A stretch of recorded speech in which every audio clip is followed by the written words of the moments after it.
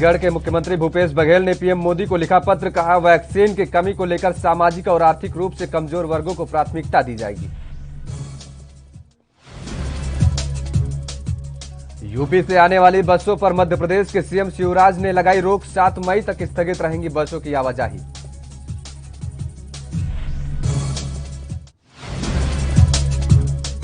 राज्य सरकार की कोरोना संक्रमण के चेन तोड़ने की कोशिशें लगातार जारी, ग्वालियर में 1 मई से सभी समारोह घर में होंगे।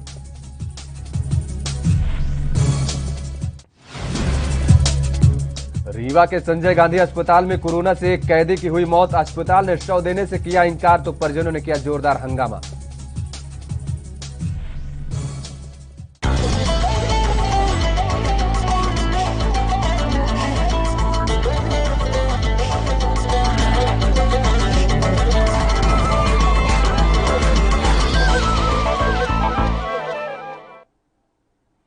नमस्कार, आप देख रहे हैं एनबी न्यूज और स्वर्णिम मध्य प्रदेश छत्तीसगढ़ के इस खास प्रोग्राम में आपका स्वागत है और मैं हूं आपके साथ योगेश पांडे। छत्तीसगढ़ में कोरोना वायरस के मामले बढ़ते जा रहे हैं। यहां पर रोज हजारों कोरोना संक्रमित मरीज सामने आ रहे हैं, वहीं सैकड़ों मरीजों की मौत हो रही है। हालांकि प्रदेश में कोरोना का टीका लगाने का काम तेजी से चल रहा है और इसके बावजूद कोरोना की रफ्तार जारी है। इस बीच खबर है कि मुख्यमंत्री भूपेश बघेल ने प्रधानमंत्री नरेंद्र मोदी को पत्र लिखकर सुझाव दिया है कि सीएम ने पत्र में कहा है कि 18 से 44 वर्ष की आयु वर्ग में टीकाकरण की प्राथमिकता तय की जाए और इसके साथ ही उन्होंने कहा कि वैक्सीन की कमी के मद्देनजर सामाजिक और आर्थिक रूप से कमजोर वर्गों को प्राथमिकता दी जाएगी।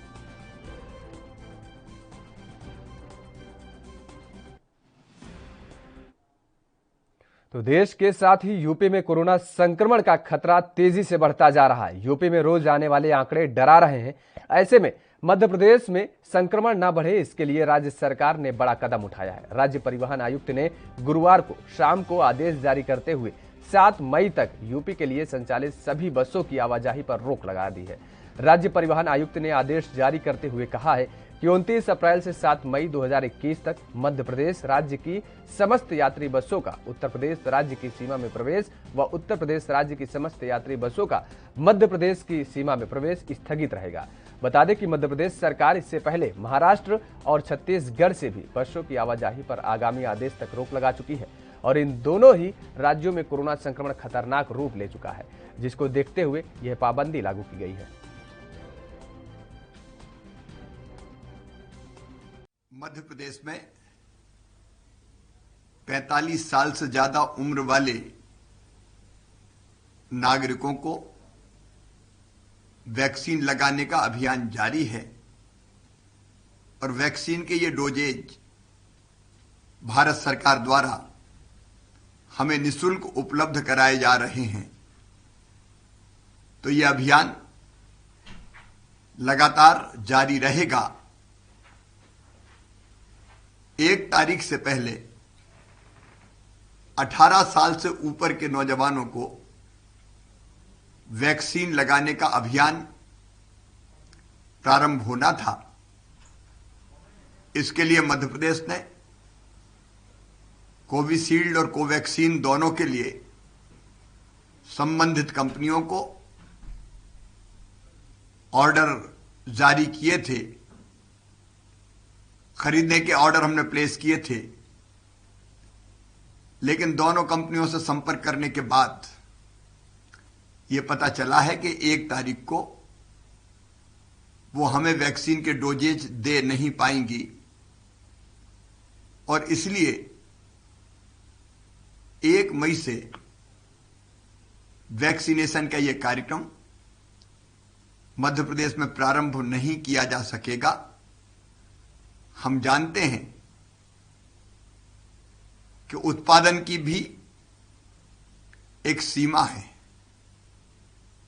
जैसे जैसे उत्पादन होगा और हमें वैक्सीन के डोजेज मिलेंगे, वैसे वैसे हम 18 साल से ऊपर के जो हमारे नौजवान हैं उनको निःशुल्क वैक्सीन। तो उधर रीवा के संजय गांधी अस्पताल में विचाराधीन बंदी के उपचार के दौरान मौत हो गई। इससे के बाद अस्पताल प्रबंधन ने बंदी को कोरोना संक्रमित बताकर परिजनों को डेड बॉडी देने से इनकार कर दिया। लेकिन इसके बाद डेड बॉडी के लिए परिजनों ने अस्पताल के मुख्य गेट पर चक्का जाम करते हुए हंगामा कर दिया और प्रशासन पर लापरवाही बरतने का आरोप भी लगाया।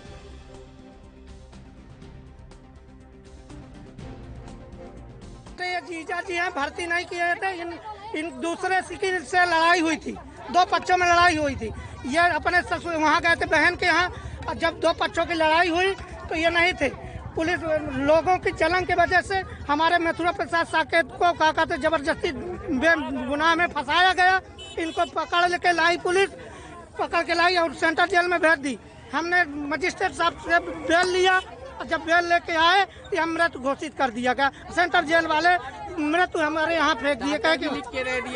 इल्जाम हमारा ये है कि हमारा जो हुआ है सो हुआ है, हमारी बॉडी दी जाए और हमारे जो दोषी हैं उनको जांच करके वो किया जाए। हाँ, ये विचाराधीन बंदी थे मथुरा प्रसाद साकेत, रायपुर कचुलियान थाना क्षेत्र अंतर्गत। इनके विरुद्ध मुकदमा चल रहा था गोरगांव गांव में, रायपुर कचुलियान में, और उसी के तहत इनकी कोविड के लक्षण पाए गए थे। जेल में इनकी जांच कराई गई थी। रिपोर्ट जो थी वो वेटिंग में थी और इलाज के लिए सस्पेक्टेड इलाज उसमें यहाँ पे लाया गया था, जिनकी की मृत्यु हो गई थी। उसी को लेकर के यहाँ पर उनके परिजन आए हुए थे कि कुछ शव को देखना चाहते हैं और पीएम कराना चाहते हैं। उसी की मांग को लेकर के यहाँ पर काउंटर एफआईआर की मांग को लेकर के यहाँ पे परिजनों ने संजय गांधी के गेट पर धरना दे रखा था। अभी एसपी साहब से बात हो गई है। एसपी साहब की समझाइश के पश्चात पर और हम लोग की समझाइश बाद की जुडिशियल जांच भी समझाइश के बाद उन्होंने अपना यहाँ से हटा लिया है। अभी फिलहाल यहाँ रुकते एक छोटे से ब्रेक के लिए, फौरन हाजिर होते हैं।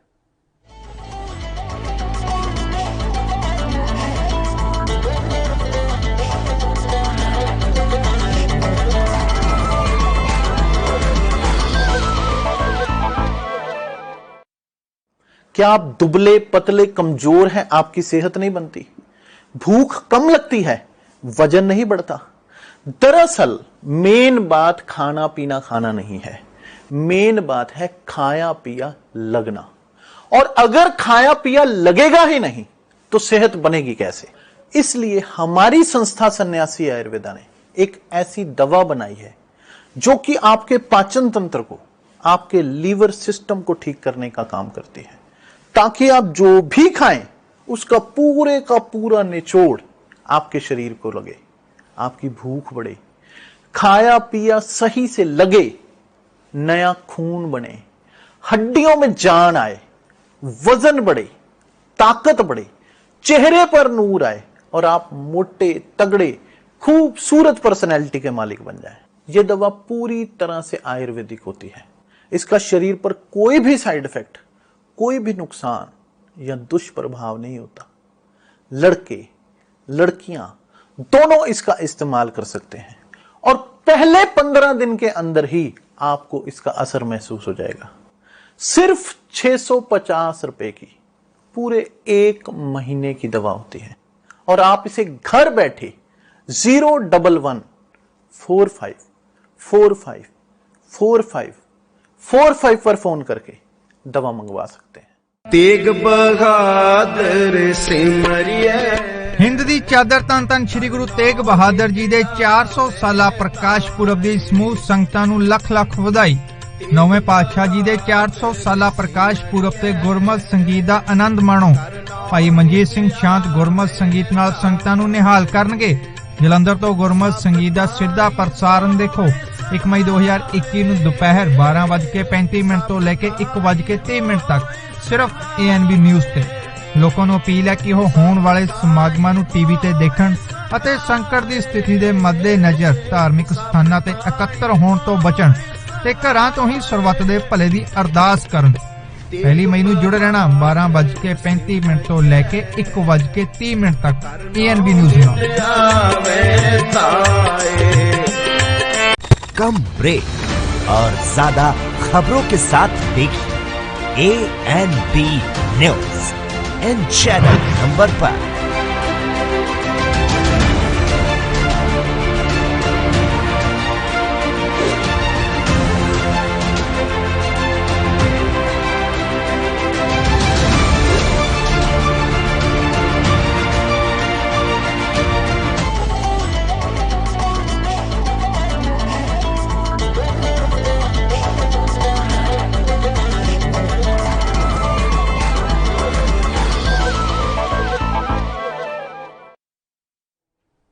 ब्रेक के बाद एक बार फिर आप सभी का स्वागत है और रुख कर लेते हैं अगली खबर का। कोरोना संक्रमण की चेन को तोड़ने के लिए अब ग्वालियर में 7 मई तक कर्फ्यू के बंदिशें जारी रहेंगी।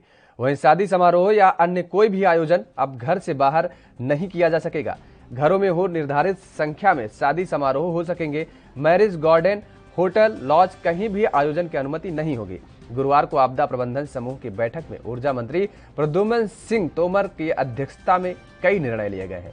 कई जिलों में 7 मई तक क्या क्या राहतें मिलेंगी, इसको लेकर जल्द स्थानीय स्तर पर विस्तृत आदेश भी जारी होगा और वहीं प्रतिबंधात्मक आदेशों का पालन प्रशासन और पुलिस की ओर से सख्ती से कराया जाएगा।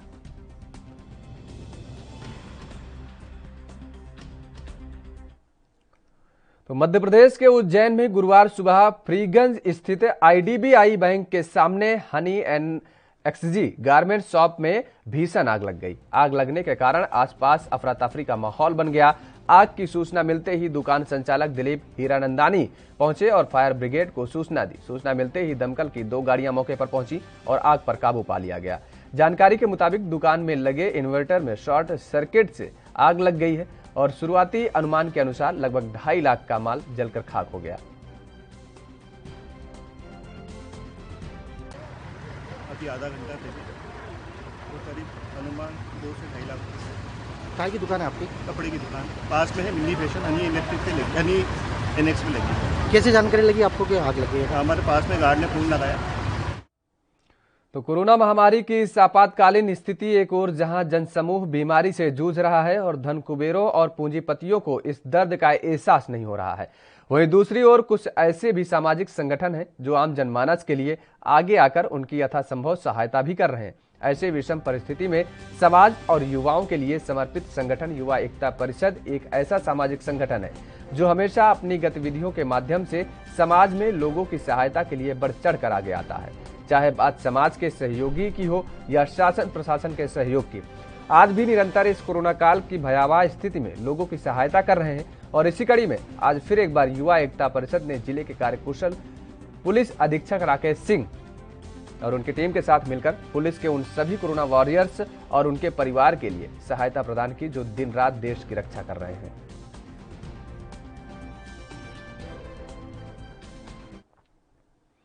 तो लॉकडाउन की अवधि बढ़ते ही शहर में चोरी के मामले सामने आने लगे हैं। गुरुवार की दरमियानी रात नीलगंगा थाना क्षेत्र के अंबर कॉलोनी चौराहे स्थित आलोक मेडिकल स्टोर पर एक चोर ने हजारों रुपए पर हाथ साफ कर दिए हैं। रात लगभग 2 बजे मुख्य चौराहे पर चोरी की घटना को अंजाम दिया गया। कहीं न कहीं पुलिस की रात्रि गश्त पर भी अब ये घटना सवालिया निशान खड़े कर रही है। आलोक मेडिकल संचालक मनीष मिश्रा ने बताया कि रात 9:30 बजे वे मेडिकल बंद करके घर चले गए थे और सुबह लौटे तो दुकान के ताले टूटे दिखे थे। मनीष के अनुसार दुकान में लगभग 60 से 70 हजार रुपए कैश रखा हुआ था और 7 चांदी के सिक्के भी रखे हुए थे। काल के अंदर हम जिस प्रकार की सेवा कर रहे हैं मेडिकल संचालित करके, घर वाले सारे मना कर रहे हैं, वाइफ से लेकर पिताजी तक, कि नहीं बेटा अपना ध्यान रखो। और उस दौरान पॉइंट लगे होने के बावजूद मेरे दुकान पर चोरी हुई है। 50 से 60 हजार रुपए तो नगद गए, साथ में एक मोबाइल गया है। और चोर ने बड़े इत्मीनान से 11 से 12 मिनट तक चोरी करी, जिसकी पूरी रिकॉर्डिंग मेरे सीसीटीवी फुटेज के अंदर है। मन बड़ा व्यतीत है आज ये बोलते हुए कि तो मध्य प्रदेश के भोपाल में एक ऑटो रिक्शा वाले ने इंसानियत की मिसाल खड़ी कर दी है। दरअसल कोरोना काल में लाशें जलाने के लिए जगह नहीं मिल रही है और वहीं शव को जलाने के लिए भी वाहन नहीं मिल रहे हैं, जिसके बाद इस ऑटो ड्राइवर ने लोगों की मदद करने की ठानी है और अपने ऑटो से मुफ्त में शव को शमशान तक पहुंचा रहे हैं और ऑक्सीजन सिलेंडर भी मुफ्त में देते रहे हैं। ये आइडिया मैंने सोशल मीडिया पे देखा, व्हाट्सएप पे देखा और न्यूज़ चैनल पे देखा कि कोई अपने बाप को कंधे पे ले आ रहा है, कोई अपनी माँ को कंधे पे ले आ रहा है, कोई ठेले पे ले आ रहा है, कोई रोड पे पड़ा हुआ है, एम्बुलेंस नहीं मिल पा रही। इस कारण मेरे पास ये आइडिया आया कि क्यों ना हम मानवता के लिए आगे आएँ और हम भी कुछ कर सकते हैं। तो मेरे आइडिया आया तो हम लोगों ने क्या करा, मैंने किया इसका एम्बुलेंस बना दिया जाए। तो हमने बीबी का एक लॉकेट था सोने का, वो बेच के हमने अरेंजमेंट करा, सिलेंडर लिया। सिलेंडर के बाद कुछ हमारे स्वर्णिम मध्य प्रदेश छत्तीसगढ़ में फिलहाल इतना ही। आप बने रहिए एनबी न्यूज के साथ।